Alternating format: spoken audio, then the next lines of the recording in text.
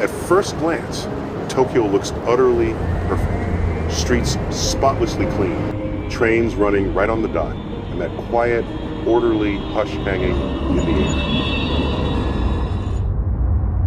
But tucked away behind that polished exterior is a silent story that hardly anyone brings up. The story of folks with no home to crawl back to. In 2024, official Japanese stats put the homeless count at around 2,600, the lowest it's been in decades.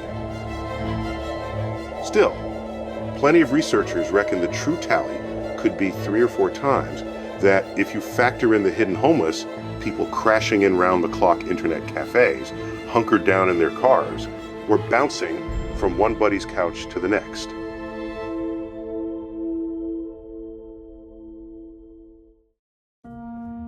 You see, homelessness in Japan doesn't crash down suddenly like it does in Los Angeles or San Francisco.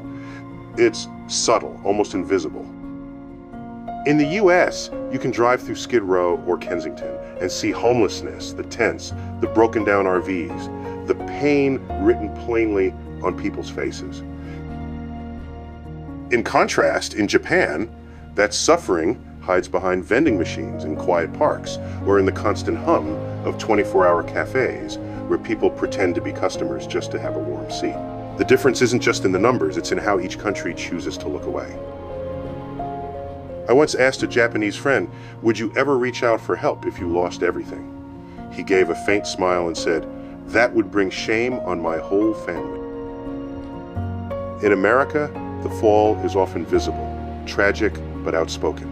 In Japan, it unfolds silently, polite, hidden, and far lonelier.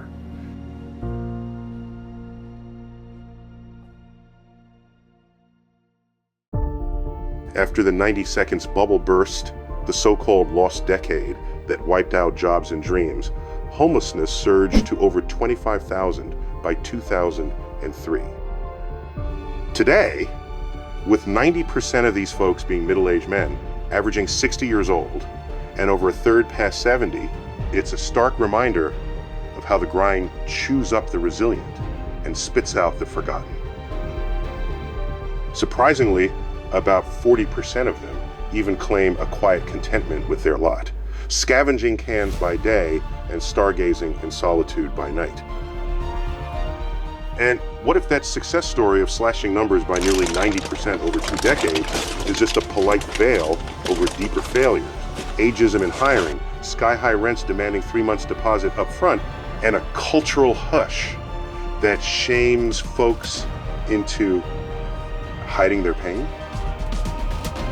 Because while America's homelessness crisis is loud and heartbreaking, Japan's is whispering, restrained, and no less human.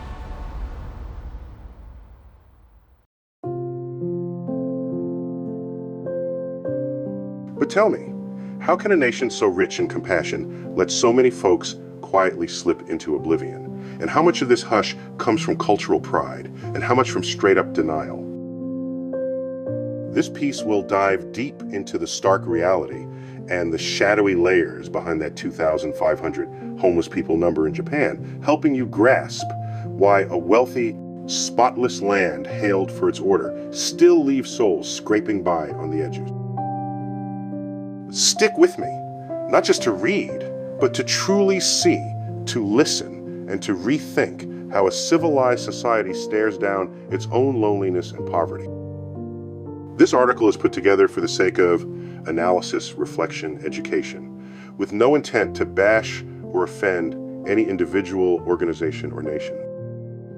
Every scrap of data comes straight from public, reliable sources, and all the views laid out here are purely personal, speaking for no official body or outfit.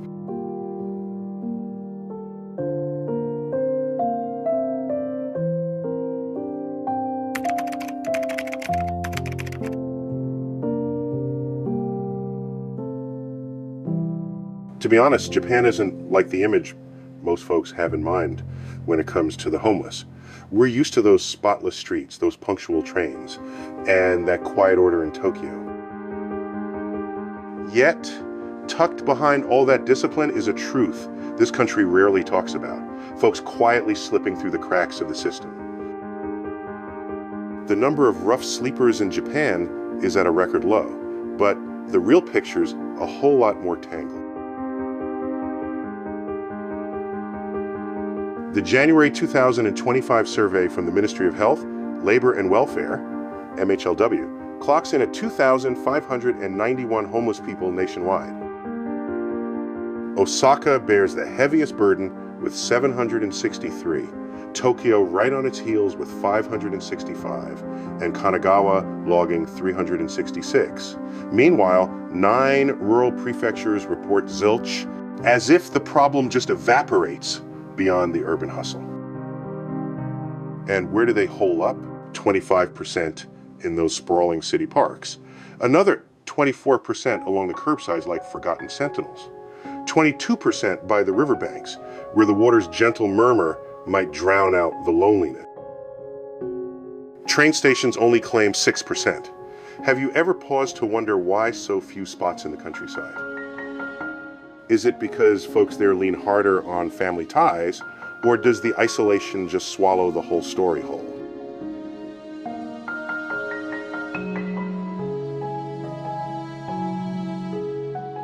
If we rewind just one beat, Japan recorded 2,820 people in January 2024. The year before that, in 2023, it was 3,065 folks, about 0.002% of the population, with a breakdown of 94% men and 6% women. Looking at the data chain, the downward trend is crystal clear. That said, even the official sources drive this home. The counting method doesn't include anyone who's without a fixed address, but still crashing in internet, cafes, capsule hotels, train stations, or their cars. In other words, the tip of the iceberg is tiny. The submerged bulk is the real heavyweight. Add another layer to that submerged part.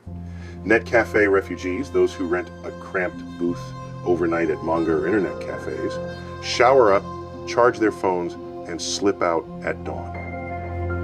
Before the pandemic, scattered estimates already pegged thousands just in Tokyo alone. When COVID forced those 24/7 spots to shutter, plenty of them suddenly turned into visible homeless overnight.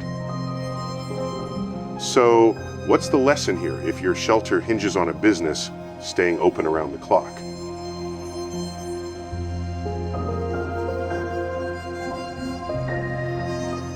So, the reality today is a paradox. Streets kept neat and tidy, official numbers scraping the bottom, but those precarious lives still trickle along unseen through the warm glow cubicles of net cafes, the overnight parking lots, and the stories tucked away deep because of plain old pride. You ask if I'm optimistic? Yeah, about the sheer organizational muscle they've got. But at the same time, it worries me something fierce. The silence of those folks shouldering it all on their own in the dead of a cold night, just so tomorrow they can look fine in everybody else's eyes. And that's the truth that's damn hard to put into words.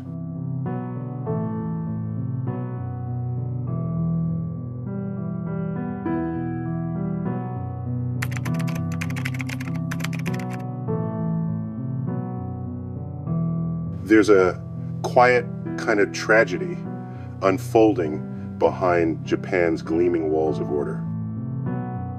Beneath the neon lights and punctual trains lies a truth that the country rarely speaks of aloud. The deep, layered reasons why so many Japanese homeless men and Japanese homeless youth end up sleeping under bridges or in net cafes across Tokyo. It's not just poverty. It's not just bad luck. It's something more intricate, a quiet storm of economics, culture, and pride that Japan has carried for decades. Let's start with the economy, because everything else eventually leads back to it. After the asset bubble burst in the 1,990 seconds, the economy never quite healed. What remained was a fragile job market, a two-tiered system where permanent employees are protected and everyone else floats in uncertainty. Today, according to OECD, Nearly 22 million workers in Japan hold unstable or temporary jobs, over 40% of the entire workforce. That number tells its own story. Wages for these workers often hover at or below survival level, and benefits are almost non-existent. Rent in Tokyo keeps climbing, while landlords demand key money, deposits, and proof of stable income, making entry into housing nearly impossible for low-wage earners. Many middle-aged single men, once part of Japan's proud working class, now find themselves shut out, victims of quiet ageism. Once you're past 35, society doesn't easily forgive failure. And so, for some, the streets become the last place that doesn't ask questions. But economics alone doesn't explain the shape of the crisis. The real weight of this tragedy sits inside the culture itself. Japan is a society that values dignity, sometimes to a painful degree. Failure carries stigma, and asking for help is seen as shameful. Many Japanese homeless quietly avoid government assistance because they don't want to burden the system. In a culture where family reputation outweighs individual pain, losing your home often means losing your place in the world. Families tend to protect women and children first. Men are expected to endure, to gamen, to bear it silently. That's why so many drift into isolation, and some eventually turn into hikikomori, or the invisible homeless in Tokyo, Japan. They retreat not just from work, but from society itself. And isn't that, in some ways, a homelessness of the soul before it becomes homelessness of the body? Then come the storms that no one plans for, literal and social ones. The 2011 earthquake and tsunami destroyed thousands of homes and livelihoods. The COVID-19 pandemic hit Japan's service and tourism sectors hard, cutting off the few low-wage jobs that many relied on. And as the population ages, another quiet truth emerges. Nearly 1/3 of Japan's homeless are now over 70 years old. They are not just jobless, they are aging alone, often too proud or too tired to start over. You can see them in Ueno Park at dawn, folding up cardboard sheets as if folding up what remains of their dignity. So, what's the real cause? The economy, the culture, or the silence between them? And if a country like Japan, rich and orderly, can let so many slip through its cracks, what does that say about how we define success? Because in the end, the crisis of the Japan homeless teens, the Japanese homeless man sitting quietly by the river, and the homeless in Tokyo, Japan we rarely see, all stem from one heartbreaking paradox. A society built on discipline and pride, yet unable to embrace its own wounded. It's a mirror Japan doesn't often look into, but one it can no longer avoid.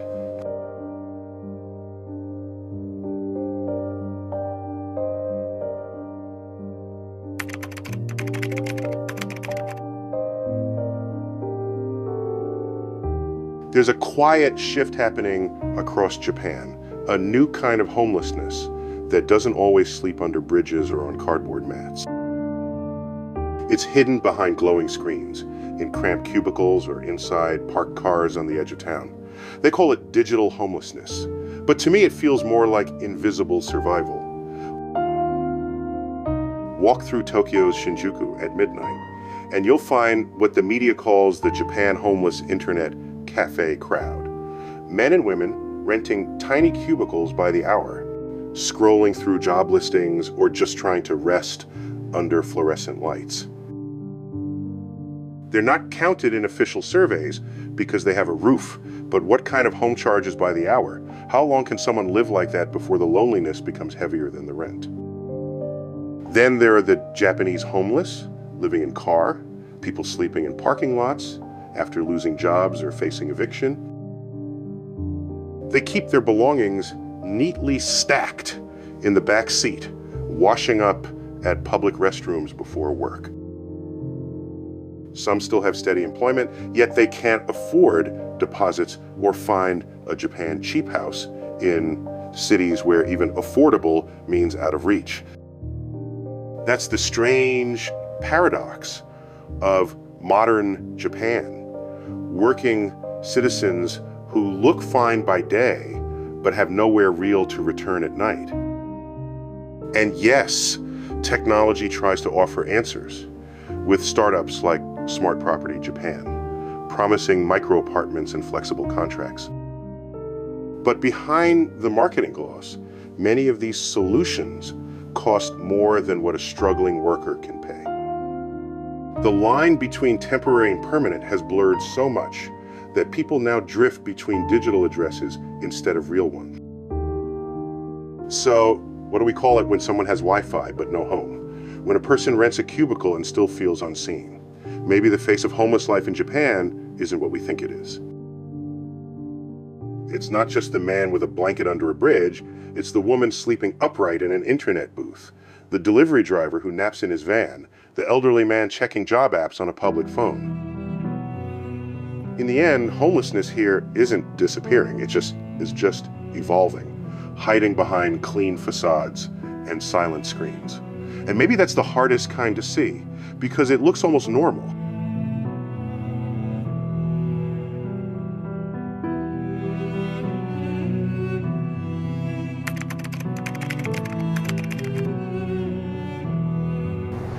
The Japanese government has made significant efforts to confront the issue of homeless in Japan.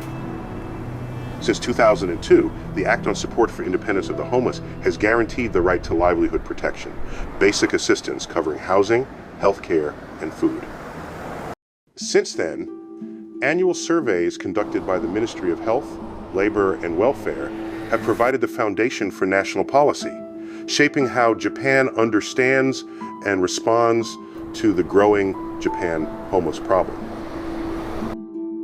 In practice, major cities like Tokyo and Osaka have implemented various initiatives since the late 1992. Tokyo opened its first shelter in 1997, providing temporary housing, career counseling, and job referrals. Special programs were also launched to support women, especially Japanese homeless women affected by domestic violence, offering not only safety, but also mental health care and job training. Nonprofits such as Tenahasi and Big Issue Japan have played a vital role on the streets, distributing meals, teaching basic skills, and helping nearly 70% of participants return to the workforce. Since 2021, the number of people sleeping outdoors has dropped by more than 1/3. But one question remains: does reducing statistics truly mean restoring dignity?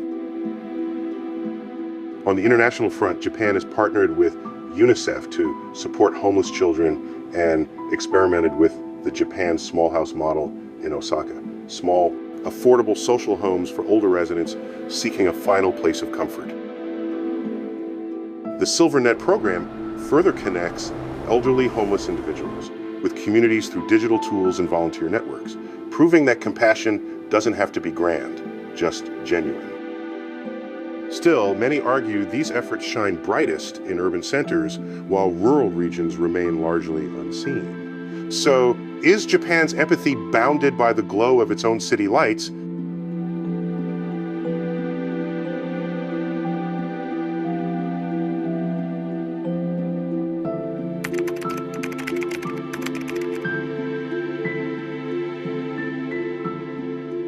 Let's be honest. Japan treasures order so deeply that homelessness often becomes invisible. In early 2025, official data reported only 2,591 people sleeping outdoors nationwide, a figure that looks impressively low. But that's the visible count. It excludes those spending nights in net cafes, capsule hotels, or cars, the hidden population no one really talks about. The real wall isn't just economic, it's cultural. The Japanese idea of gammon, enduring in silence, and the shame tied to losing one's address push people to hide rather than ask for help. Most would rather disappear quietly than be seen as a failure, and media rarely challenge that silence. They often portray homelessness as a matter of public order, not human dignity. Still, cracks are showing. In Osaka's Kamagasaki, residents have protested urban cleanups ahead of Expo 2025, saying they're being erased to polish the city's image. Doesn't that sound familiar? When appearance wins over empathy.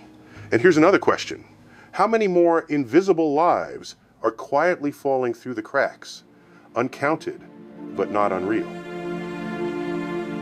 In the end, numbers matter less than stories. Behind each statistic is someone still fighting to be seen, not as a problem to be removed, but as a person who still belongs.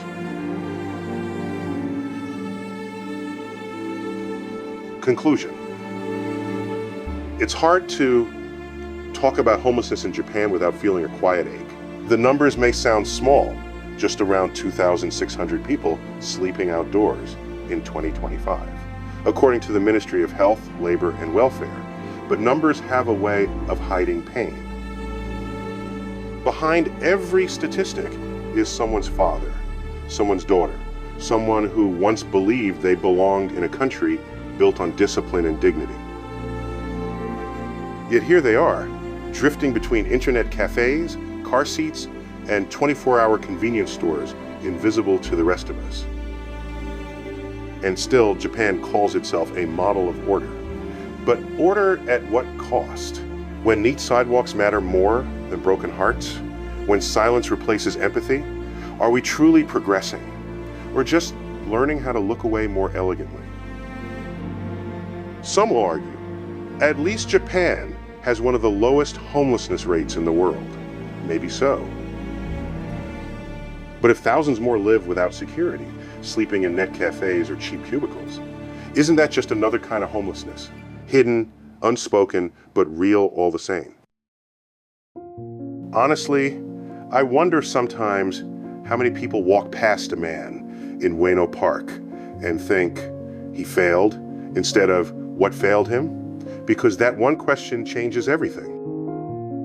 The truth is, Japan's homelessness crisis isn't just about lacking a home. It's about what happens when society values perfection more than connection. And if you've ever watched a Japan homeless documentary, you'll see faces that tell stories that data never will, stories of quiet endurance, forgotten pride, and small acts of human kindness. Until we see that every person, no matter how far they've fallen, still deserves warmth and belonging, the streets of Tokyo, Osaka, and Yokohama will keep whispering a truth the rest of the world prefers not to hear.